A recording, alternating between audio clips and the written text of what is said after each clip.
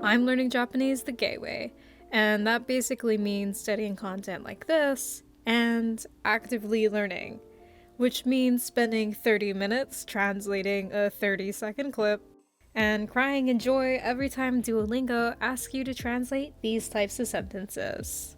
I've been studying for about 250 days now, and this is how I've been studying Japanese the gay way.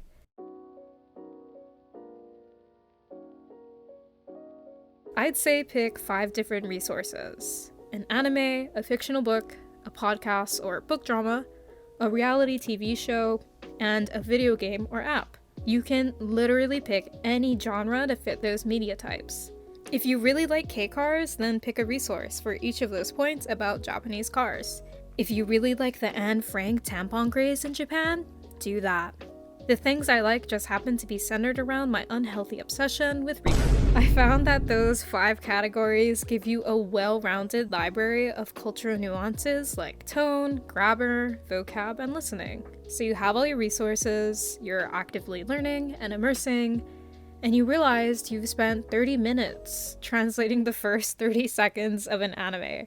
Don't be shocked, I'm pretty sure that's normal if you're actively learning, but I'm mentioning it because I found that even your favorite things can start to feel like work. And I personally found a great way to combat that feeling. Basically, it's a cycle of jumping between comprehension and fun things so my brain doesn't explode. I'll start my day with some Green Owl. Once I get started with that, I jump into active immersion, doing either reading or listening comprehension. And to be perfectly real, I inevitably get tired of that too, so I reach for something fun. And what does that look like? Basically doing things like translating gashapon packaging, translating one section of a menu, or scrolling through the tags of your favorite thing on Twitter and translating one post. You want these for funsies items to be one-offs and quick to translate. I found that sense of completionism to be revitalizing and helps me get back into the cycle of learning. Your journey of learning a language the gay way is incomplete without proper gay tools, so this is what I use. Because Duolingo had a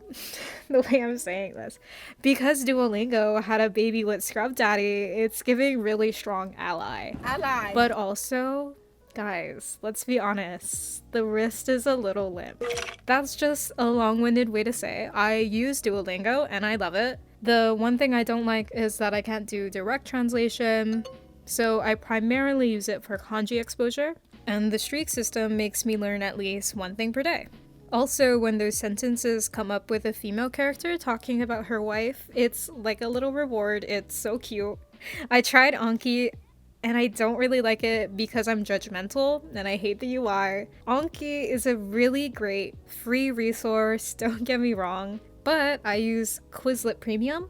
I think of it like that pasta analogy where in America we have an aisle full of pasta sauce and you're ultimately paralyzed by all the options. Anki feels like the pasta sauce aisle for me. There's so many options and configurations that I think Quizlet just compartmentalizes really well. I like that I can access my sets on my phone and download them so I can study on the plane or on the train to work. I justify the cost because if you think about it, if you bought physical flashcards, it'd be like $3 every month anyway. I also use ChatGPT, who's canonically an ally, which I never thought I'd say that. I know there's a lot of videos that talk about it, and I do take things it says with a grain of salt. I cross-reference between videos and forums, so it's definitely a supplemental resource that I use. But I basically use it to explain why things are said the way they are, asking about tone, or asking it to say a certain sentence in many different ways. Rephrasing sentences is a great way to comprehend tone and grammar. I think when we do stuff like this in English, we have a really good sense of which ones sound more casual or professional, and that's the type of language comprehension that I'm trying to achieve.